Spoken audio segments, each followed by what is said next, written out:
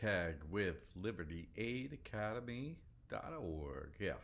You want to get the MECAG Mastery Trust. It's my copyrighted work here at the school.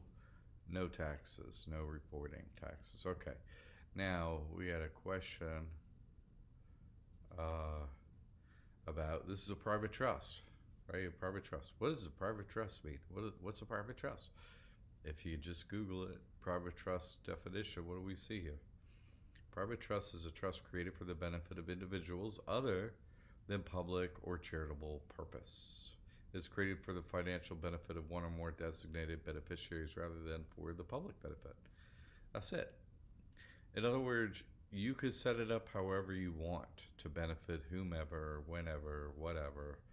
That's what private trust means. Okay, you do it by yourself, and who your trust is going to benefit.